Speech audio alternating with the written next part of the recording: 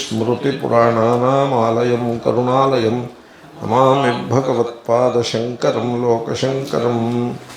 ఓం నమస్తస్మై భగవతే అర్హతే సమ్యక్ సంబుద్ధాయ. ఉత్థానశీలస్య పవిత్రకర్మణః స్మృతిప్రతిష్ఠస్య నిశమ్య కుర్వతః సుసంయతస్యాథ చ ధర్మజీవినః యశోప్రమత్తస్య చిరం వివర్ధతే.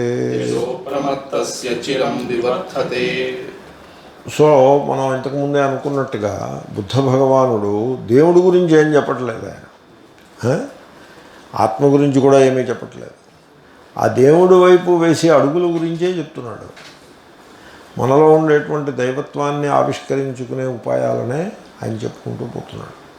ఎందుకంటే ఇక్కడ ఇది ఉపేయ ప్రధానమైన శాస్త్రం కాదు, ఇది ఉపాయ ప్రధానమైన శాస్త్రమే. అదొక అర్థం, అదొక మీనింగ్. రెండవది, ఇక్కడ ఉపేయం అంటూ వేరే ఏమీ ఉండదు, ఉపాయమే ఉపేయం అంతే. దేవుడు మీలోనే ఉన్నాడు. ఇప్పుడు ఎలాగది? మీరు దయాహృదయమును కలిగి ఉండు. ఆ దయాహృదయమును కలిగి ఉండుట అనే ఉపాయమే దైవత్వము అనే ఉపేయముగా ప్రకటమవుతుంది. ఉపాయాన్ని మించిన ఉపేయము కాదు ఇది. ఉపాయం వేరు, ఉపేయం వేరు కాదు ఇది. ఉపాయమే ఉపేయం. అంచేతనే ఈ సాధనకి కొన్ని పేర్లు పెట్టారు. ఎలాగంటే it's a journey, pathless journey అన్నారు. సాధన కదా, మరి ప్రోగ్రెస్ ఉంటుంది కదా. పాత్లెస్ అన్నారు అంటే దేశకాల టైమ్లెస్ అన్నారు. So it is a timeless journey in a pathless land అన్నారు. తర్వాత ఇంకొకది ఏమని చెప్పారంటే, ఇక్కడ జర్నీయే ఉంటుంది తప్ప గోల్ ఉండదని చెప్పారు.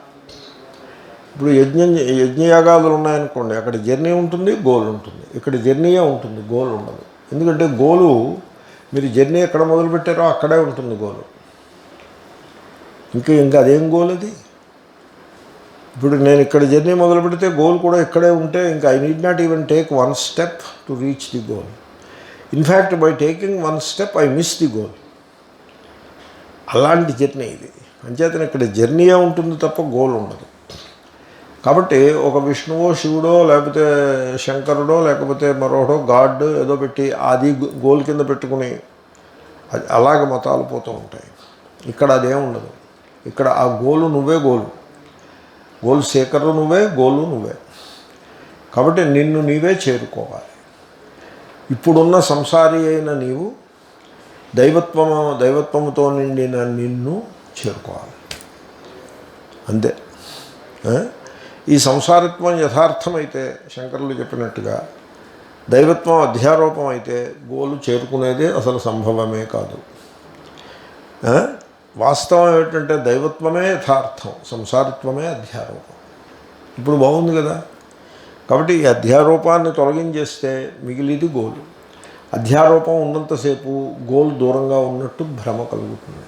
అధ్యారోపం తొలగించేస్తే ఏది మిగులుతుందో అదే గోలు.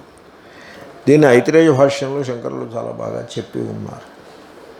కాబట్టి మనము చేయాల్సిందల్లా ఉపాయ నిరూపణమే తప్ప ఉపేయాన్ని నిరూపించేమీ ఏమీ లేదు. పోలేండి, ఆ ఉపేయం ఎలా ఉంటుందో ఒకసారి చెప్పండి, విని సంతోషిస్తూ ఉంటే యతో వాచో నివర్తంతే అప్రాప్య మనసా సహా. అది వాక్కులతో నేను చెప్పేది కాదు, బుద్ధితో నువ్వు తలపోసేది కాదు. కాబట్టి దాని గురించి ఊరికే ఆయాసపడ్డం ఎందుకు? ఉపాయం గురించి చూసుకో. So the 1000 mile journey also begins with a single step కదా. కాబట్టి పే అటెన్షన్ టు దాట్. ఉత్థానశీలస్య. దీనికి నాకు తోచిన దృష్టాంతం ఏంటంటే, ఈ రోజుల్లో ఒక గ్యాడ్జెట్ ఒకటి పెట్టాడు, అది చేతికి పెట్టుకుంటే అది నువ్వు ఎన్ని స్టెప్పులు వేసావో చెప్తుంది, నీ హార్ట్ ఎలా ఉంటుందో చెప్తుంది. అంతేకాదు ఇంకోటి కూడా చెప్తుంది. అది ఏదో తెలుసిన, నువ్వు కదలకుండా ఎంతసేపు ఒక చోట మూల పడున్నావో కూడా చెప్తుంది. అది 30 నిమిషాలు కదలకుండా పడున్నారనుకోండి, అది వైబ్రేట్ అవ్వడం ప్రారంభిస్తుంది. ఆ వైబ్రేషన్కి వీళ్ళు సెడెంటరీ వైబ్రేషన్ అనో ఏదో పేరు పెట్టారు. ఆ సిగ్నల్కి సెడెంటరీ సిగ్నల్. అదేమని చెప్తుందంటే, చూసుకో, నువ్వు సెడెంటరీనెస్లోకి వెళ్ళిపోతున్నావు, ఇలాగే కూర్చుని ఉంటే సెడెంటరీనెస్లోకి వెళ్ళిపోతావు అని కాషణం, అది అలారం మోగిస్తుంది.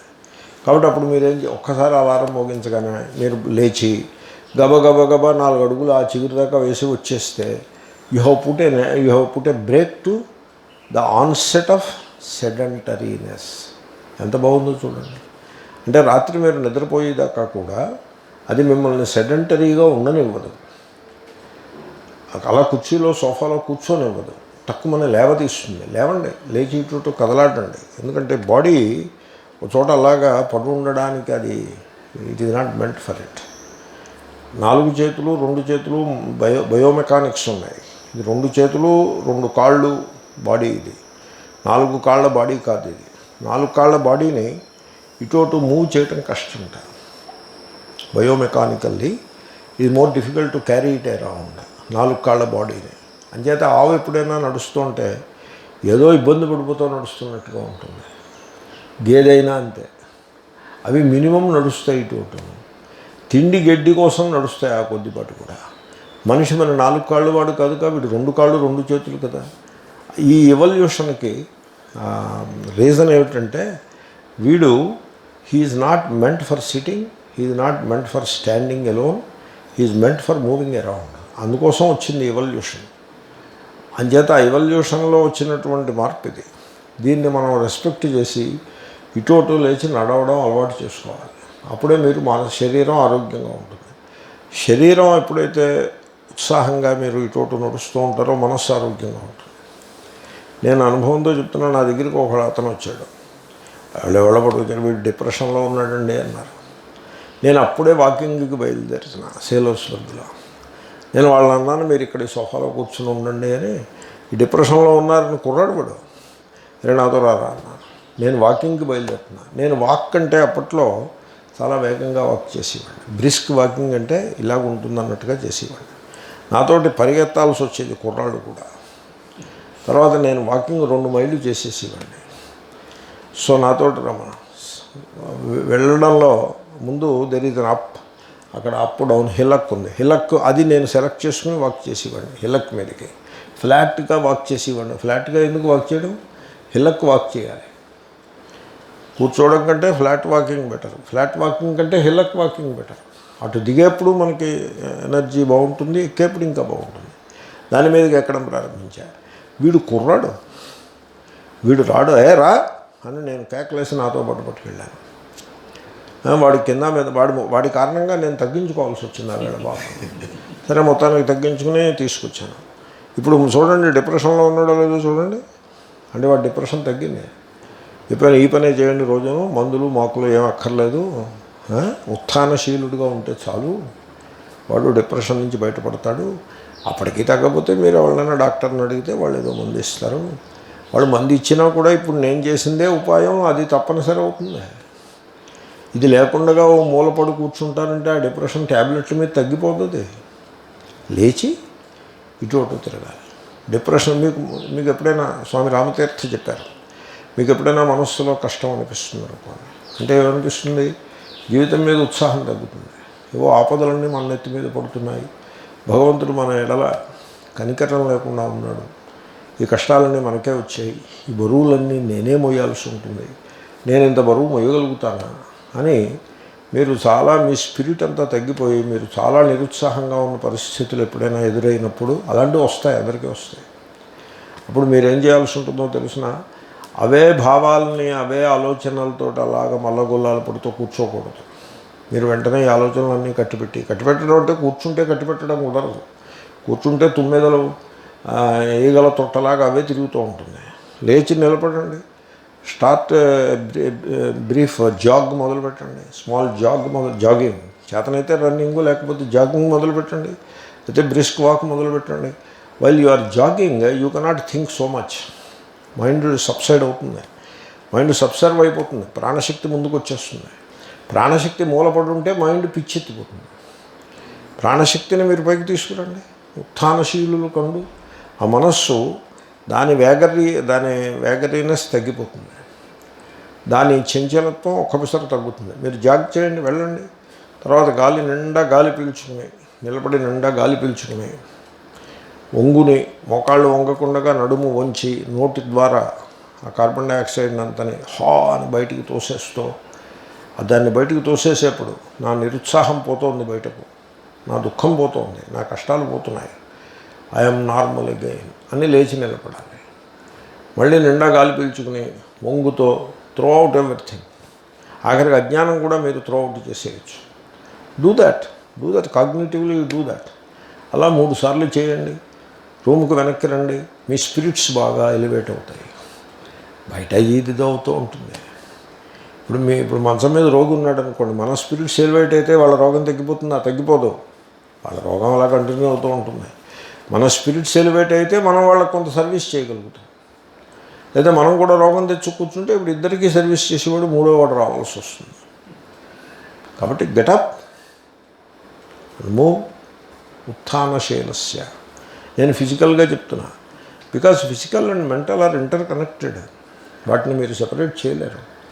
లేచి నిలబడి ఇటు అటు చకచక పని చేసుకునేటువంటి ఆడదానికి డిప్రెషన్ ఉండదు. ఆడది కానీ మొగాడు కానీ. చేయాల్సిన పనులు మానేసి సోమరిపోతుల్లా సోఫాల్లో పడున్న వాళ్ళకే డిప్రెషన్లు వస్తాయి. ఉత్థానశీలులకు డిప్రెషన్ అనే మాటే ఉండదు అసలు. ఏదో క్యాన్సర్ వచ్చింది వాడికి, కదలలేడు, అందుకోసం డిప్రెషన్లోకి వెళ్ళాడంటే వీ కెన్ అండర్స్టాండ్. వీడు కాళ్ళు చేతులు ఉండి బలంగా ఉండి పనులు చేసుకోవడం మానేస్తే డిప్రెషన్ వస్తుంది, ఇంకేమొస్తుంది? కాబట్టి you don't allow any laziness, ఆ స్లాత్ఫుల్నెస్ టు కమ్ నియర్. లేచి నిలబడి మీ పనులు మీరు చేసుకోండి. నేను పని చెప్తాను, మీ పని మనిషికి మీరు ఇచ్చి జీతం ఇస్తూ ఉండండి. ఆవిడ ఎంత పని చేస్తే అంత పని చేస్తుంది, చేసి వెళ్ళిపోతుంది. ఆవిడకు దండం పెట్టి మీరు మిగిలిన పనులు మీరు చేసుకోండి. జీతం ఇవ్వడం మానద్దు. ఆవిడ చేసింది ఏదో చేస్తుంది, మిగిలింది మనం చేసుకోండి అని ఉపాయం చెప్తాను. నేను ఆ ఉపాయాన్ని ఆచరిస్తా కూడా, నేను ఆచరిస్తూ ఉంటాను. ఆమె ఎక్కడైనా సరిగ్గా క్లీన్ చేయలేదనుకోండి, నేను క్లీన్ చేసేసుకుంటాను. I'm telling you. ఇప్పుడు ఇక్కడ ఏదైనా సూర్య నమస్కారం ఏదో చేద్దామంటే దుమ్ముగా ఉంటుంది. ఆ అమ్మగారికి దయ కలగలేదు, నేను ఆమెకి చెప్పను. నేను బకెట్ నీళ్ళు తీసుకుని కడిగేసుకుంటాను. మనకి ఉత్థానశీలస్య, మన ఆరోగ్యం బాగుంటుంది మనం అలా చేసుకుంటే. నేను జీతం ఇస్తున్నాను అనే అహంకారం, మనం ప్రభువు స్వామి అనే దృష్టి ఉండకూడదు. అది they are as much important as us. నేనేదో నా భాషలో చెప్పాను కాబట్టి మనమేమీ ఆదేశం ఇచ్చి వాళ్ళని కానే కాదు. వాళ్ళు ఏదో వాళ్ళకు ఉండే ఫైనాన్స్ని బట్టి వాళ్ళు చేస్తున్నారు. వాళ్ళు చేసింది ఏదో వాళ్ళు చేస్తారు, మిగిలింది మీరు చేసుకోండి అని నేను సలహా ఇస్తూ ఉంటాను. ఎవరికి? మెయిన్లీ లేడీస్కి. ఆఫీస్లో నేను చూసేవాడిని, కొంతమంది సైంటిస్టులు ఉంటారు, వాళ్ళకి అసిస్టెంట్లు ఉంటారు. గవర్నమెంట్ ఆఫీసులు అలాగే ఉంటాయి. ఈ అసిస్టెంట్లు సరిగ్గా చేయరు, ఆ సైంటిస్టే చేసేసుకునేవాడు. నాకు అసిస్టెంట్ ఉండేవాడు. పెరాసిటిక్ యాసిడ్ ఏదో వాళ్ళు ఇవ్వడం, దాన్ని పర్సంటేజ్ ఎంతో టైట్రేట్ చేసి చెప్పాలి. అది సరిగ్గా చెప్పేవాడు కాదు, నేనే టైట్రేట్ చేసేసుకునేవాడు. ఆ టైట్రేషన్ కూడా నేనే చేసేసుకుని క్యాల్కులేట్ చేసేసి రియాక్షన్ పెట్టేసుకునేవాడు. అయిపోయింది కదా. వాడేమో ఏం చేస్తాడు, వాడు చేసేది వాడు చేస్తాడు. Let us do it ourselves. 10 minutes extra దాపు. ఈ రకంగా ఉత్థానశీలస్, నేను ఊరికే దృష్టాంతం చెప్పాను, నా గురించి చెప్పాను అని అనుకోద్దు మీరు. ఉత్థానశీలస్య, ఈ ఉత్థానశీలము మనస్సు గురించి ఆయన చెప్తున్నారు, దాంట్లో సందేహం లేదు. నేనంటాను మనస్సు గురించి చెప్పిందైనా దేహంతో ఆరంభమవుతుంది. You get up and be self reliant. నేను దీనికి ఒక ప్రిన్సిపల్ చెప్పాను. ఏనాడైతే నీ కాలికి సాక్స్, నీ పాదాలకి సాక్స్ నువ్వు వేసుకోలేక ఇతర వాళ్ళు వేయాల్సి వచ్చిందో, నీ చెప్పులను, అది ఫస్ట్ స్టేజ్. నెక్స్ట్ స్టేజ్, నీ చెప్పుల్లో నీ బూట్లు నువ్వు తొడుక్కోలేక ఇంకొకటి వచ్చి నీకు బూట్లు తొడగాల్సి వచ్చిందో, ఇది సెకండ్ స్టేజ్. ఈ 2 స్టేజ్లు వన్ ఆఫ్టర్ అనదర్ ఎప్పుడు వచ్చాయో నీకు, అప్పుడు నువ్వు మంచం పట్టేసిన వాడు అయిపోయినావు. ఇంకా నీకు బ్రతుకులో ఆరోగ్యం ఉండదు. మంచం మీద మంచం పట్టడం. మన పాదాలకి సాక్స్ మనమే వేసుకోవాలి, ఇంకొకటి వేయడమేంటి అంటే వీడు వంగలేడు. That is the measure of age అన్నారు. నువ్వు వంగి చేతులతో కాళ్ళు భూమిని టచ్ చేస్తే ఏజ్ 30 అన్నారు. ఓకే, నీ ఏజ్ 60 ఉండొచ్చాయా, మా ఏజ్ 30 కింద లెక్క. నువ్వు ఇంతే వంగగలవు, ఇంతవరకే వంగగలవు, ఆ తర్వాత మోకాళ్ళు ఉంచకుండా నడుము ఉంచాలన్నమాట. ఇంతవరకే వంగేవంటే నీ ఏజ్ 50. అసలు వంగలేదంటే నీ ఏజ్ 80. కాదండి నా ఏజ్ 60, కాదు నీ ఏజ్ 80. ఇంకా పోవడానికి రెడీ. ఉత్థానశీలుగా ఉండాలండి. You have to get up and work hard. ఎంత పనైనా చేసేయాలి. ఇప్పుడు 10 ఇటుకలు ఉన్నాయనుకోండి, 10 ఇటుకలు నేను మోయలేను. ఎన్ని ఇటుకలు మోయగలం? 2 మోయగలను. 2 చొప్పున 5 సార్లు మోయ, అంతే. ఉత్థానశీలుగా ఉండాలి. ఇది ఈ అభ్యాసం మనందరికీ అవసరమే. అయితే మనలో అందరూ యాక్టివ్గా ఉన్న people. I'm not saying anything against that. యాక్టివ్గా ఉన్నవాళ్ళు యాక్టివ్గా అలా ఉండాలి, ఉత్థానశీలుగానే ఉండాలి. There is a principle called self reliance. అన్నింటికీ మనం ఇతరుల మీద ఆధారపడం, మన పని మనం చేసుకుంటాం. ఏ పనైనా మన పని మనం చేసుకుంటాం, ఇతరుల మీద ఆధారపడం. Self reliant. రామతీర్థని అడిగారు, అంటే ఆత్మజ్ఞానానికి ఉపాయాలు చెప్పండి అని అడిగారు. ఆయన 6 7 చెప్పారు. దాంట్లో మొదటిది సెల్ఫ్ రిలయంట్ అన్నది చెప్పారు. Self Reliance. ఎందుకంటే మనం ఎలా తయారయ్యామంటే, ఎక్కడికైనా మార్కెట్కి వెళ్ళి ఏదైనా తెచ్చుకోవాలి, పని మనిషి ఉంటాడు. ఇల్లు ఊడవాలి, అమ్మగారు ఊడవనక్కర్లా, పని మనిషి ఉంటాడు. గిన్నెలు తోమాలి, అమ్మగారు తోమనక్కర్లా, పని మనిషి ఉంటాడు. పని మనుషులు అందరూ ఆరోగ్యంగా ఉంటారు, యజమానులు అనారోగ్యాలతోటి రోగాలతోటి బాధపడుతూ ఉంటారు. ఏమండి? తర్వాత ట్యాక్స్ రిటర్న్ ఫైల్ చేయాలి, ట్యాక్స్ కమిషన్, ట్యాక్స్ వాడికి అప్పచెప్పిస్తాం, వాడు ఫైల్ చేస్తాడు, వాడికి ఫీజు ఇస్తాం. పూజ చేయాలి. పూజ మా చిన్నప్పుడు ఉండేది, పూజకి పెట్టేయడం. మేము ఏం చేసేవాళ్ళం, పూజ చేసేసి, మాకు పూజలన్నీ వచ్చుగా, రుద్రాభిషేకం చేయడం వచ్చుగా. వాళ్ళు ఏమో రుద్రాభిషేకానికి మిమ్మల్ని రమ్మన్నారు ఫలానా వారంటే పరిగెత్తుకుని వెళ్ళిపోయేవాళ్ళం. For 2 reasons. 1, రుద్రాభిషేకం అంటే ప్రేమ. 2, మనకి స్పెషల్ స్టేటస్ ఉంటుంది అక్కడ, రండి కూర్చోండి అనేలాగా. 3, మంచిగా భోజనం అది బాగా పెడతారు. మంచి ఖరీదైన మంచి రుచ్యములైన పదార్థాలతో కడుపు నిండా భోంచి, మామూలుగా ఈ చద్దన్నం ఇది కాకుండా మంచి హ్యాపీగా తినచ్చు. అందుకోసం పరిగెత్తుకుపోయేవాళ్ళం. వాళ్ళేమిటి, ఆ దేవుణ్ణి పెడతారు లోపల, విగ్రహం పెడతారు. వాడు ఆ విగ్రహం పెట్టించిన వాడు ఒకడు ఉంటాడు, ఒరిజినల్ మిస్చీఫ్ మేకర్ అని నేను మీకు మనవి చేశాను కదా, వాడు ఒకడు ఉంటాడు. వాడు వీళ్ళ మనస్సులో ఒకటి పెడతాడు, ఏమని, విగ్రహానికి నైవేద్యం పెట్టకపోతే ఆ విగ్రహం మిమ్మల్ని కొట్టేస్తుంది, చీపురు కట్ట పుచ్చుకొని కొడుతుంది. విగ్రహం కొడుతుందా? విగ్రహానికి నైవేద్యం పెట్టేది విగ్రహం కోసమా, నీ కోసమా? మతాన్ని ఎలా తయారు చేసి పెట్టారో చూడండి. దేవుడికి ధూపదీప నైవేద్యాలు లేవంటాడు. దేవుడికి ధూపదీప నైవేద్యాలు నీ ముఖం కాదు, నీ ముఖానికి లేవు ధూపదీప నైవేద్యాలు. దేవుడికి లేకపోవడం ఏమిటి? దేవుడి పూర్ణుడు కదూ. The religion practised by ignoramuses. నేను ధూపదీప నైవేద్యాల గురించి ఏం చెప్పలేదండో.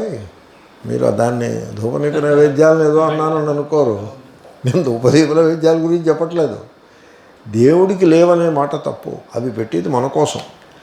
ఈ విగ్రహం కొట్టేస్తుంది, అందుగురించి ఇప్పుడు ఆ విగ్రహానికి పూజ చేయాలి. వాడికి పూజ చేయడానికి ఖాళీ లేదు, is busy, money are some other work. లేకపోతే సోమరి, రాత్రి 2 దాకా పడుకోడు, పొద్దున్న లేచి అభిషేకం చేసే పరిస్థితి లేదు, వాడికి మంత్రాలు రావు. వంట మనిషిని పెట్టుకుంటారు, వాడు వంట మనిషి దేవుడికి వంట వాడు చేసి పెట్టేస్తాడు అక్కడ. ఇది దేవుడు వంట. మిగతా వంట అంతా మంది.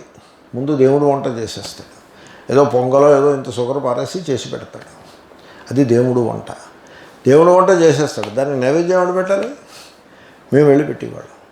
అంటే పోనీ నువ్వు నైవేద్యం పెట్టకు, నువ్వు మానేస్తే విగ్రహం కొడుతుంది, పెట్టాలి. ఇటువంటి సోమరులుగా తయారయ్యారు రిలిజియన్లో. ఇప్పుడు మంత్రజపం చేసుకో, మీకు శని మీకు అనుకూలంగా లేదు, జపం చేసుకో, చేయి, నువ్వు చేయి. ఒకడు నా దగ్గరికి వచ్చాడు, గురువు అనుకూలంగా లేడు, నాకు గురువు అనుగ్రహం కోసం జపం చేయాలి, మీరు చేసి పెట్టండి. నేను అటువంటి వాడికి నువ్వు చేసేది తప్పు ఒప్పు నేను అవేం చెప్పను. నేనన్నా నాకు ఖాళీ లేదా, గురుమంత్రం ఇంత పొడుగుంటుంది, దాన్ని 18,000 సార్లు జపం చేసి టైం నాకు లేదు అంటే మీకు నేను 1,00,000 రూపాయలు ఇస్తాను, నీ 1,00,000 రూపాయలు నీ దగ్గర పెట్టుకో, నాకు అక్కర్లేదు, నువ్వే చేసుకో అంటే నాకు రాదు, నువ్వు కూర్చో నా దగ్గర, నీకు నేను నెప్తా అని వాడికి సంత చెప్పి వల్లి చేయించి ఇప్పుడు వెళ్ళి చేయి 18,000 జపం చేసుకో అని పంపించా. వాడు చేసుకున్నాడు. తర్వాత గురువు అనుగ్రహం కలుగుతుంది, అంత పని చేస్తే కలుగుతుంది కూడా. ఎదరవాళ్ళకి అప్పచెప్పాడు. అన్నిటికీ చెక్కులు లేకపోతే డబ్బులు ఇచ్చేయటం పనులు ఇతరులు చేస్తూ ఉంటారు. వీడు సోమరిపోతుగా మిగిలిపోతాడు. దీంట్లో గురువులు కూడా జాయిన్ అయిపోయారు. గురువులు సాక్స్ వాళ్ళు వేసుకోలేరు, శిష్యులు వేయాలి. చెప్పులు వాళ్ళు తొడుక్కోలేరు, శిష్యులు తొడిగించాలి. ట్యాబ్లెట్ వాడు వేసుకోలేడు, ఇంకో శిష్యుడు ట్యాబ్లెట్ ఏర్పాటు చేసి శిష్యుడు వేరు. బ్రేక్ఫాస్ట్ శిష్య గణం వేరు, ఒకళ్ళు కాదు టీములు. బ్రేక్ఫాస్ట్ ఏర్పాటు చేసే శిష్య గణం 3-4 ఉంటారు. వాళ్ళు కొట్లాడుకుంటూ ఉంటారు. ఈ శిష్యులు వీళ్ళు పరమానందయ్య శిష్యుల్లాగా ఉంటారు. వాళ్ళకి చదువు సంధ్య ఉండదు. ఇగో ఇటువంటి కొట్లాట్లే ఉంటాయి. వాళ్ళు బ్రేక్ఫాస్ట్ శిష్యులు, వాళ్ళు లంచ్ శిష్యులు వేరు, మళ్ళీ ఆ గ్రూప్ వేరు. మళ్ళీ డిన్నర్ శిష్యులు వేరు, ఆఫ్టర్నూన్ స్నాక్ శిష్యులు వేరు, ఎర్లీ మార్నింగ్ స్నాక్ శిష్యులు వేరు. ఆ మనిషి ఈ దేహాన్ని 24 అవర్స్ నిలబెట్టడానికి ఒక 50-60 మంది పనిచేస్తూ ఉంటారు. భోజనం వాళ్ళు, మందుల వాళ్ళు, కాళ్ళకి సంవాహనం చేసేవాళ్ళు, మొత్తం టీములన్నీ కలుపుకుంటే ఒక 50 మంది ఉంటారు. వీళ్ళందరూ శిష్యులు.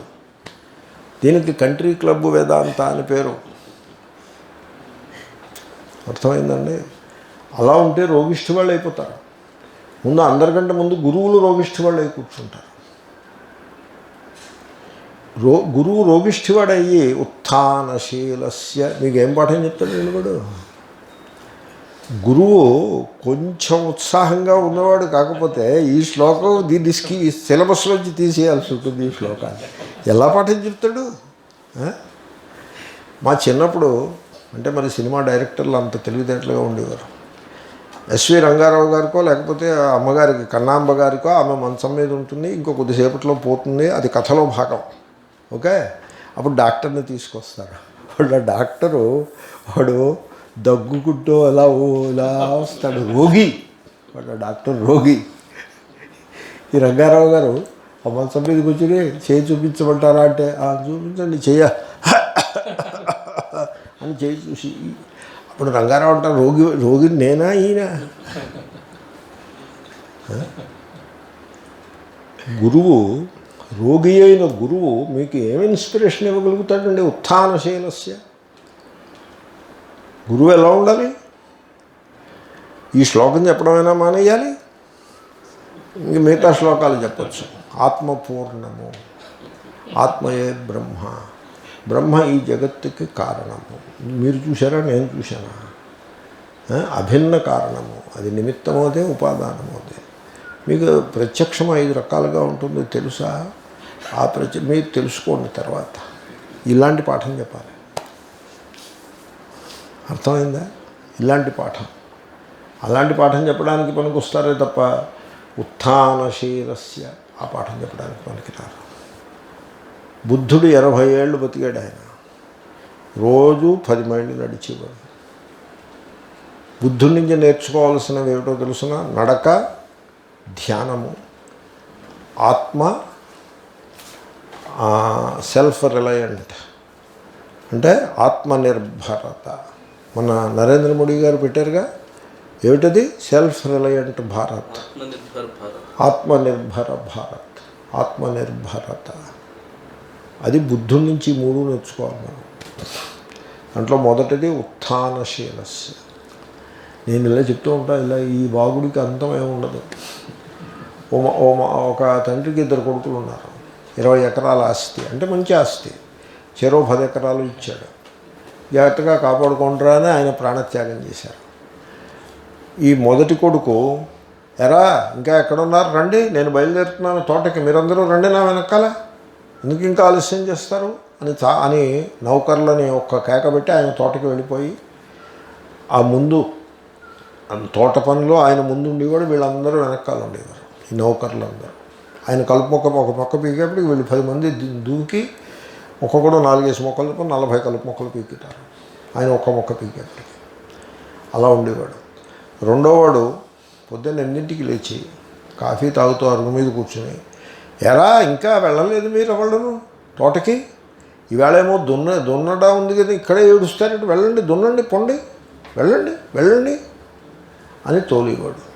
ఆయనేమో బ్రేక్ఫాస్ట్ చేస్తూ కాఫీ తాగుతూ అరుగు మీద కూర్చుని, రండి రండి నా వెనకాల రండి అన్నవాడి ఆస్తి స్థిరంగా ఉంది, పెరిగింది. వెళ్ళండి వెళ్ళండి పనులు చేయండి అని అరుగు మీద కూర్చుని తోసిన వాడి ఆస్తి కరిగిపోయి వాడు బికారైపోయాడు. ఇది కథ.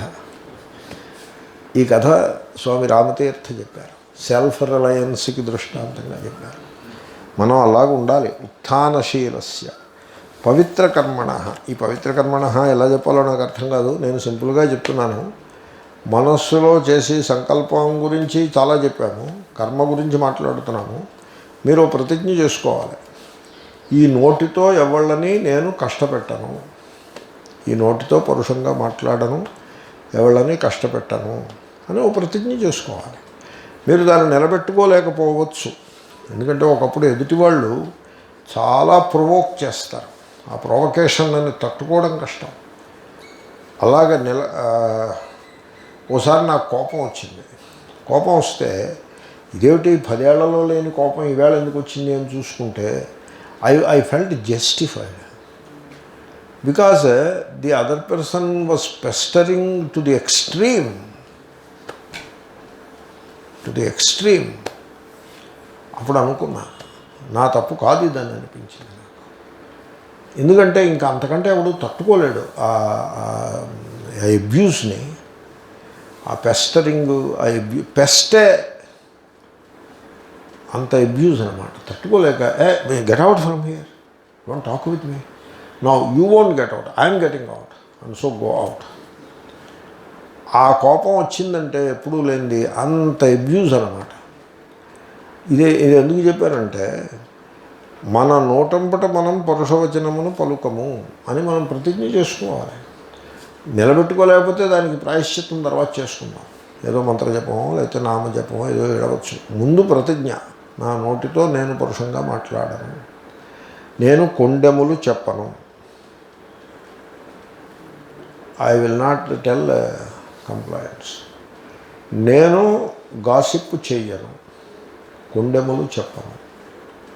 అంటే వీడి చెవిలో ఏదో ఊదడం, మళ్ళీ అక్కడికి వెళ్ళి వాడి చెవిలో ఇంకోటి ఊదడం, ఇదేమీ చెప్పను. I will not do that. నేను పరుషంగా మాట్లాడను, నేను ప్రేమగానే మాట్లాడతాను. వాగేంద్రియం అంటే కర్మేంద్రియం, అది అందుకోసం పవిత్ర కర్మణ. ఈ చేతులతో అధర్మం చేయను. చేతులతో చేసే అధర్మం ఏముంటుంది?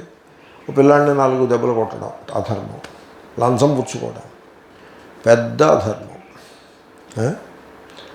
అలాంటి అధర్మం ఈ చేతులతోటి చేయను. అయితే ఆకాశరామన్ ఉత్తరం రాయడం ఎవరికో, వాళ్ళ కుటుంబం జడగొట్టి ఇట్లా, అలాంటి అధర్మం చెయ్యను.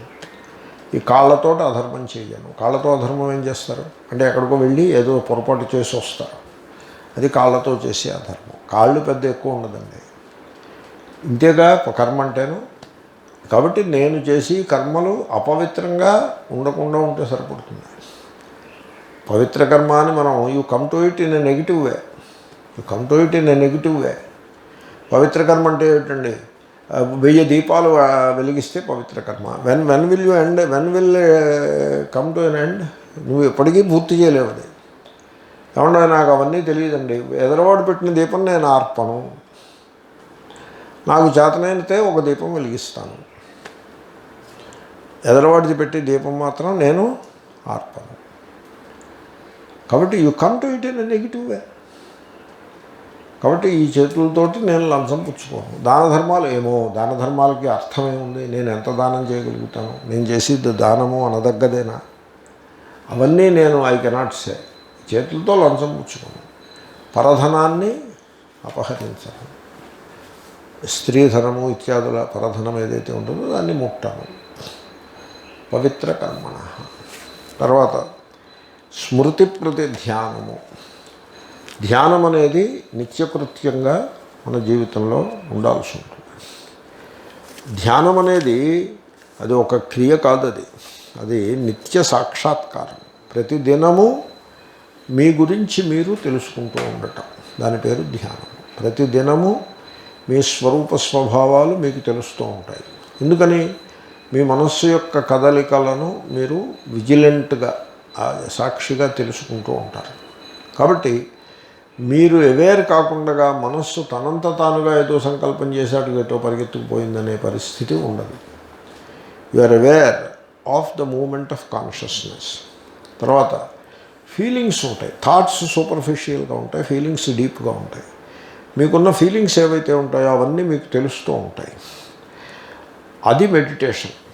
కాన్స్టెంట్ మైండ్ఫుల్నెస్, బుద్ధుడి భాషలో కాన్స్టెంట్ మైండ్ఫుల్నెస్, వేదాంతుల భాషలో కాన్స్టెంట్ అవేర్నెస్. దానికి మెడిటేషన్ అని పేరు. అంటే ఇది మెడిటేషన్ యాజ్ ఎ డిసిప్లిన్, ఓ పావుగంట 20 నిమిషాలు డిసిప్లిన్ లాగా కాదు. అలా కూడా అది ఉంటుంది. In addition to that meditation becomes ఒక శీలం అయిపోతుంది, ఒక స్వభావం అయిపోతుంది. అంటే it is not doing meditation, it is living a meditative life. ధ్యానశీలమైనటువంటి జీవితాన్ని గడిపేటువంటి ఒక అలవాటు. ప్రతి థాట్ మనకి తెలుస్తూ ఉంటుంది, ప్రతి ఫీలింగ్ అలా పైకి వస్తూనే ఆ ఫీలింగ్ మనకు తెలుస్తూ ఉంటుంది. వీడికి ఫోన్ చేసి వీటితోటి కొంచెం ఓ మాట గట్టిగా చెప్పాలి అని మీకు అనిపించింది అనుకోండి, దాంట్లో ఎంటాగనిజం ఉందనుకోండి, సపోజ్ కొంత వైరభావం ఉందనుకోండి, అదే ఒక feeling. So here is the వైరభావ. ఇక్కడ ఎంటాగనిస్టిక్ ఫీలింగ్ ఉన్నది అని మీకు తెలుస్తూ ఉంటుంది. You are aware of it. If you still feel like saying a thing or two, you can. But మీకు తెలుస్తూ ఉంటుంది.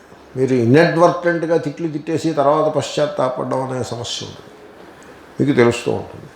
ఈ అంటాగనిజం మనకి ఎందుకు అనవసరం అంటే యూ విల్ డ్రాప్ ఇట్, పోతుంది. అది దానివల్ల నష్టం వస్తుందంటే ఈ జీవితంలో లాభ నష్టాలు అనే మాటకు అర్థమే లేదు. మీరు లాభం అనుకున్నది లాభము కాదు, నష్టం అనుకున్నది నష్టము కాదు. 100 రూపాయలు ఎక్కువ ఇస్తే లాభమా? దాన్ని లాభం అనొచ్చా? ఆత్మలాభాత్ పరో లాభ నాస్తితి కవయో విదు.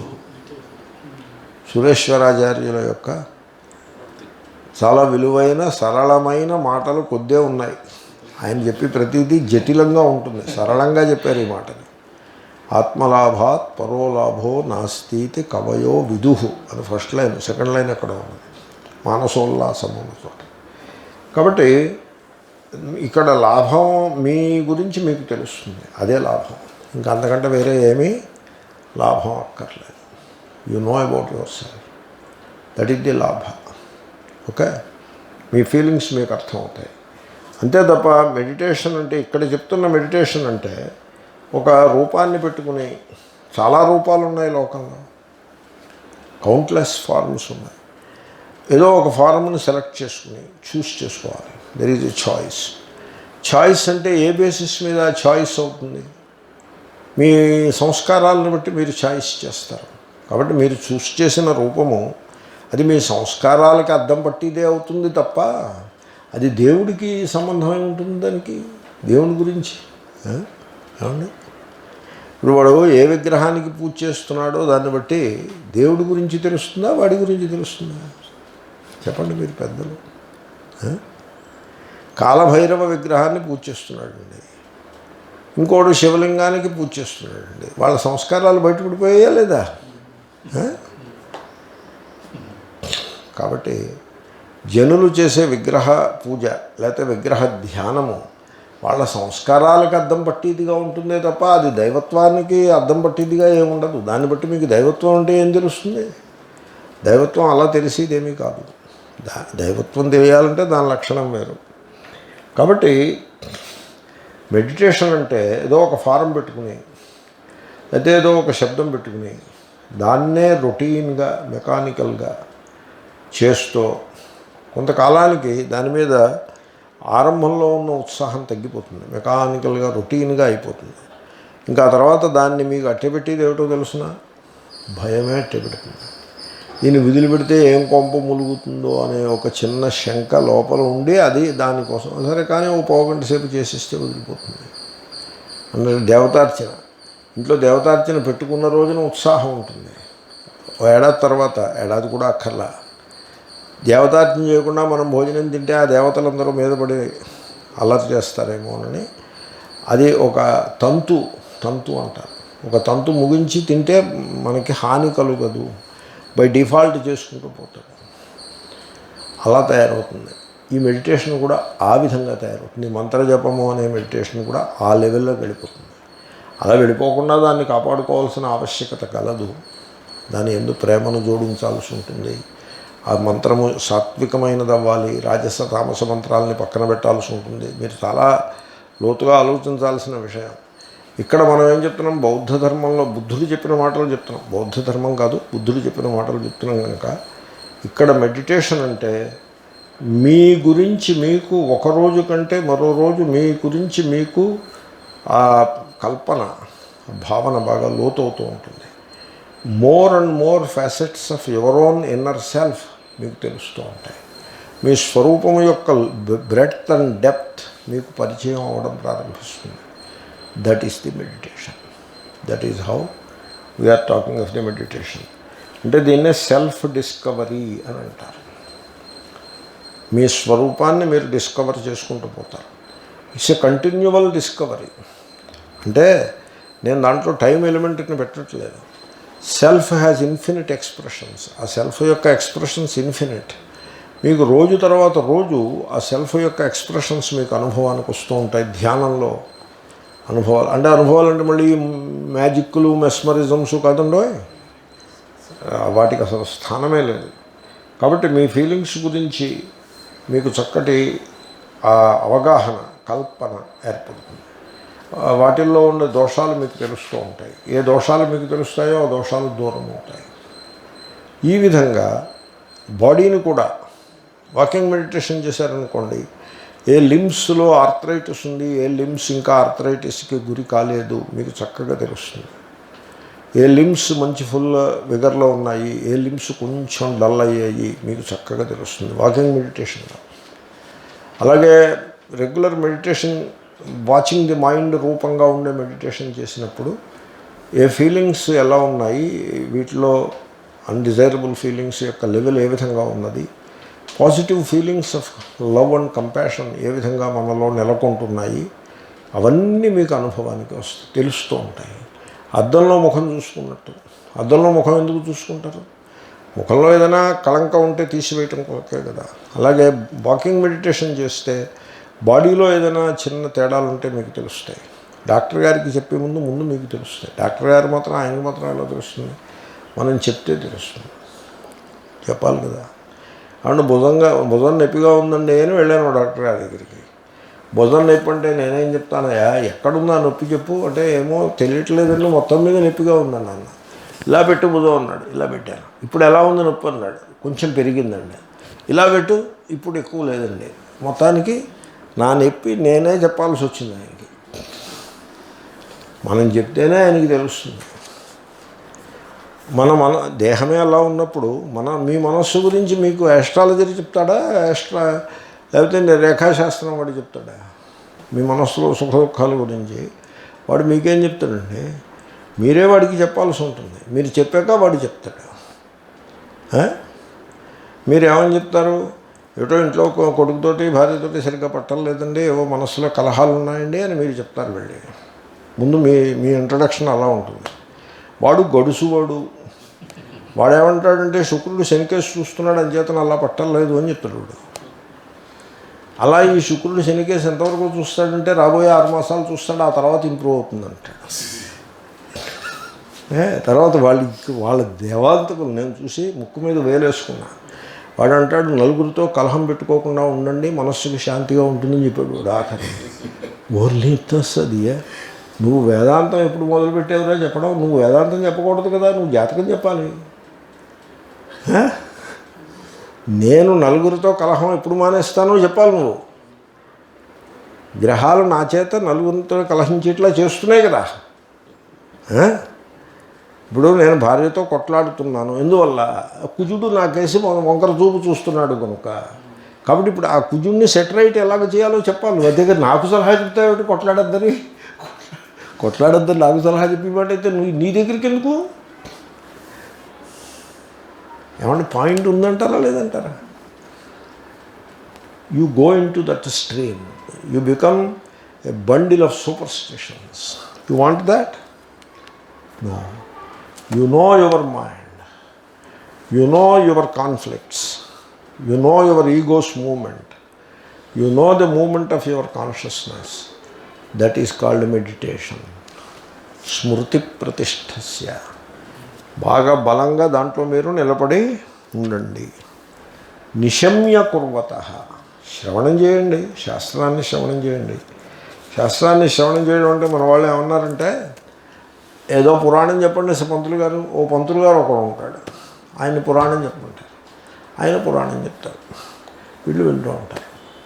లేడీస్ అయితే ఒత్తులు చేసుకుంటాను, లేకపోతే బియ్యంలో రాళ్ళు ఏరుకుంటాను వింటూ ఉంటారు.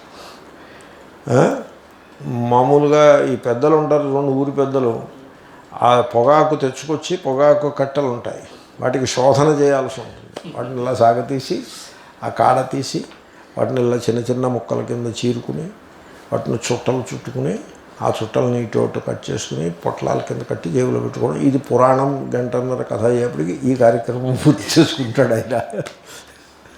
ఓ వారం కూర్చుని ఈయన పురాణం ఏం చెప్తాడంటే, సోమశర్మ అనేవాడు ఉండేవాడు. ఎప్పుడు ప్రతి కథకి సోమశర్మే. ఫలానా గ్రామంలో కనకపురంలో సోమశర్మ ఉండేను. ఆయనకు సులక్ష్మి అనే భార్య సతీమణి ఉండేను. వాళ్ళిద్దరికీ పిల్లలు సంతానము లేకుండేను. మరి 1.3 బిలియన్ ఎలా అయ్యారు? 1.3 బిలియన్ ఎలా అయ్యారండి? ఇలాగే అయ్యారు. సంతానము కలగలేదు కనుక ఆమె స్త్రీయే కాదు, వీడు పురుషుడే కాదు, వాళ్ళ బతుకే కాదు. ఎందుకని? సంతానం లేకపోతే స్వర్గానికి వెళ్ళడం ఉండదు.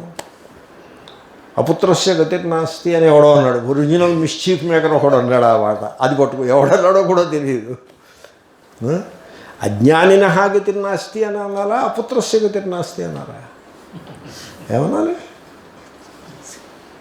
అజ్ఞానినః గతిర్నాస్తి అనాలి, అపుత్రస్య గతిర్నాస్తి అనకూడదు అన్నాడు ఎవడో. ఒరిజినల్ మిస్చీఫ్ మేకర్ ఒకడు అన్నాడు. ఏదో సెన్స్లో అని ఉంటాడు, ఏదో పురాణంలో ఏదో ఇంకొక కాంటెక్స్ట్లో ఏదో అని ఉంటారు. దాన్ని వీడు పీకి పట్టుకుంటాడు. ఆ సోమశర్మకి పిల్లలు లేరు. వీడేం చేయాలి?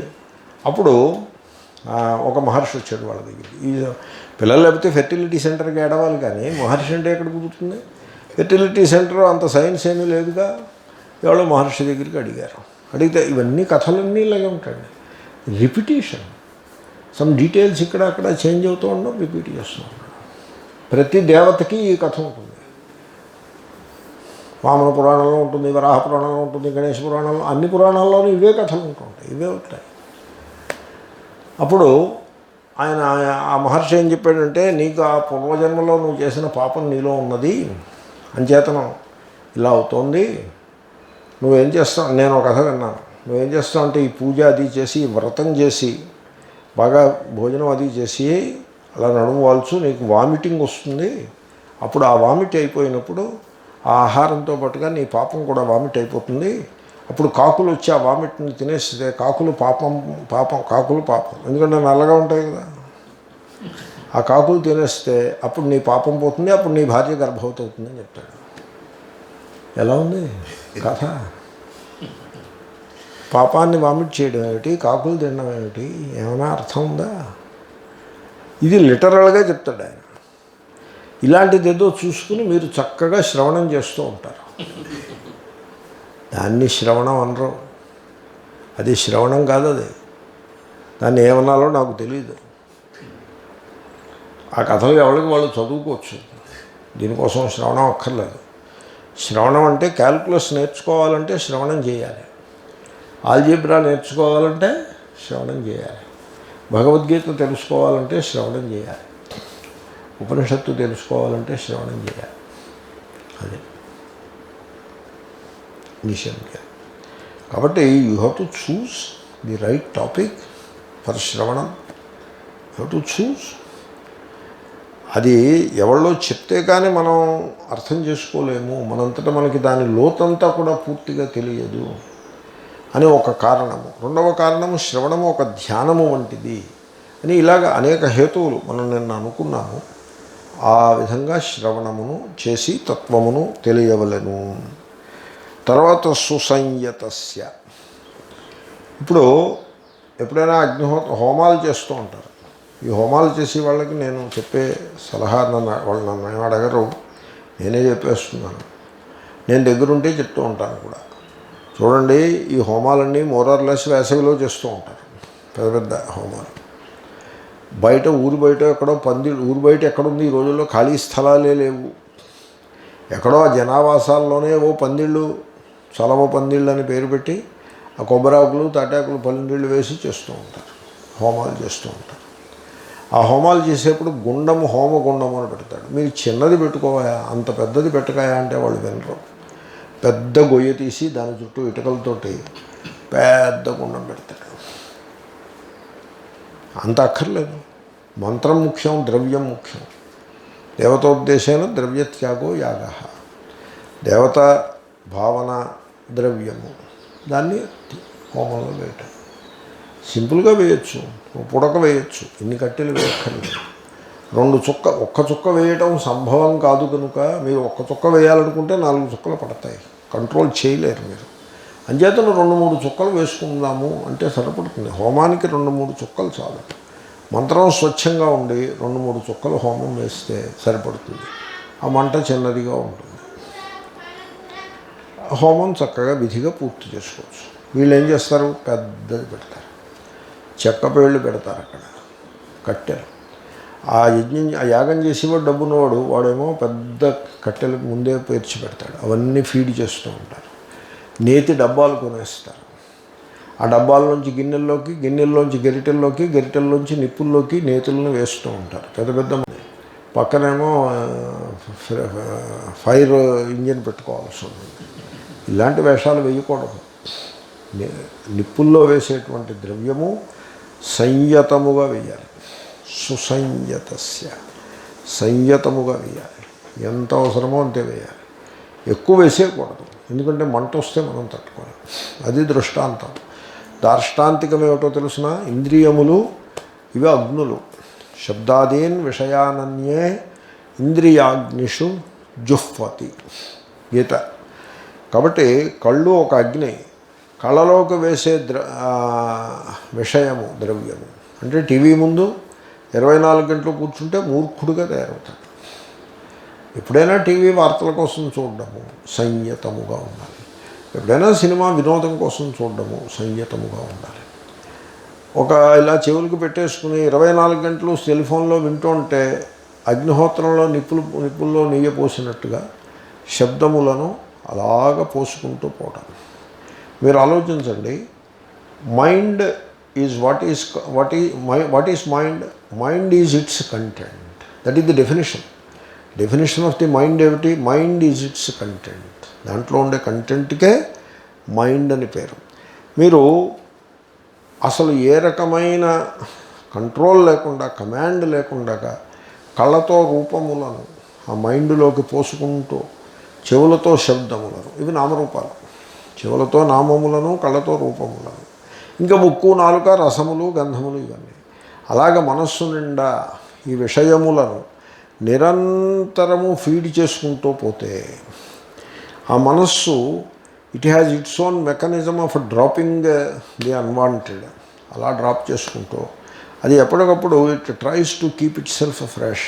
కానీ మీరు అన్ఇంటరప్టెడ్గా విషయములను దానిలో పోసుకుంటూ పోతే మీ మనస్సు అది చాలా చంచలమైపోయి మంటలు ఎక్కువై పైకప్పు అంటుకుంటుంది. అప్పుడప్పుడు యజ్ఞశాలలో అవుతూ ఉంటుంది, యాగశాలలో ఆ పరిస్థితి నిర్మాణం. ఒకసారి యాగశాలలో మంట ఎక్కువయ్యి అది అంటుకుంటే ఆ పురోహితుడు అన్నాడు, ముఖ్య పురోహితుడు, ఇదేదో అపచారం జరిగింది కాబట్టి దీనికి సంప్రోక్షణ చేయాలన్నాడు. అపచారం ఏమిటి? అపచారం జరిగింది. ఏమిటి అపచారం? ఆయన అనుకున్న అపచారం కాదు, నేను చెప్పిన అపచారం. ఇప్పుడు పెద్ద మంట పెట్టి ఎక్కువ ద్రవ్యాన్ని దాంట్లో పోసేయడము అనే అపచారం జరిగింది కాబట్టి అంటుకుంది. ఇంకా దానికి సంప్రోక్షణ ఏమక్కర్లేదు. ఈ పైన ఇంకా ఎక్కువ ద్రవ్యం పోయకుండా అవసరమైన మేరకు ద్రవ్యం పోసుకుంటూ నువ్వు కర్మ ఫినిష్ చేసుకుంటే సరిపడుతుంది. అది దానికి పరిష్కారం. ఎవరికి చెప్తారు మీరు? ఎవరికి పుట్టిన బిడ్డరా అన్నట్టు ఉంటుంది ఈ సందర్భం అంతా కూడా. కాబట్టి నిప్పుల్లో ద్రవ్యాన్ని వేసేప్పుడు సంయమనము ఉండవలెను. అదేవిధంగా ఇంద్రియములకు విషయములను పోసేటప్పుడు, విషయములను సమర్పిస్తూ ఉన్నప్పుడు సంయమనము ఉండవలెను. అనగా ఎప్పుడైనా 1-2 సార్లు ఫోన్ కాల్స్ వినడము, రిప్లై ఇవ్వడము, ఎప్పుడైనా వినోదం కోసం ఏదైనా చూడడము, వార్తల కోసం ఎప్పుడైనా టీవీ చూడడము, ఆహారం మితముగా భుజించుట, ముక్కుకు ప్రకృతి సిద్ధములైన గంధములు చాలు, సెంట్లు ఇవి అక్కర్లేదు. ఈ విధంగా ఇంద్రియములను మీరు వశంలో పెట్టుకోగలుగుతారా? అలా చేస్తే వాడు సుసంయతుడు అనబడతాడు. సంయమము అనేది నేను ఇంద్రియములకు అన్వయించి చెప్పాను, మనస్సుకు అన్వయించలేదు. ఎందుకంటే మనస్సు ఆల్రెడీ చెప్పాంగా, స్మృతి ప్రతిష్టస్య. ఇంకా మనస్సుని పక్కన పెడితే సంయమనము ఇంద్రియములకు కావాల్సి ఉంటుంది. కాబట్టి ఇంద్రియములు అగ్నులు అని మీరు తెలుసుకోవాలి. వాట్ ఆర్ ఇంద్రియాస్? They are fires. అగ్నిలో గంధపు చెక్క వేస్తే సుగంధం వస్తుంది, అగ్నిలో రబ్బర్ టైర్ వేస్తే ఏమొస్తుంది? థిక్ టాక్సిక్ బ్లాక్ స్మోక్ వస్తుంది. అలాగే కళ్ళల్లోకి వెళ్ళే రూపములు, అర్థరహితములైన రూపములను కళ్ళల్లో పెడుతూ ఉంటే బ్లాక్ స్మోక్ వచ్చినట్టుగా మీ మనస్సు అంతా కలుషితమవుతుంది. అర్థరహితములైన విషయములను చెవుల్లోకి పంపిస్తూ ఉంటే మనస్సు అంతా కలుషితమవుతుంది. ఇవి ఇంద్రియములను ఫైర్స్, దే ఆర్ ఫైర్స్ అని మీరు అర్థం చేసుకోండి. ఫైర్స్.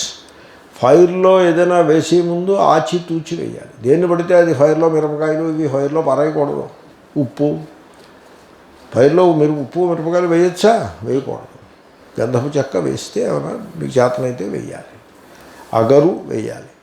అలాగే ఈ కళ్ళల్లోకి ఈ చెవుల్లోకి వేసే నామరూపములు పవిత్రమైనవి, మితమైనవి ఉండాలి. నోరు నాలుక మీద వేసే ఆ ద్రవ్యము అదే మితము, తర్వాత పుష్టికరము, ఆరోగ్యకరము ఉండాలి. ఈ విధముగా ఇంద్రియములను సంయతముగా పెట్టుకునవలెను. శ్లోకం సాయంకాలం పూర్తి చేద్దాం. ఓం పూర్ణమదః పూర్ణమిదం పూర్ణముదచ్యతే పూర్ణస్య ఓం శాంతి శాంతి శాంతి.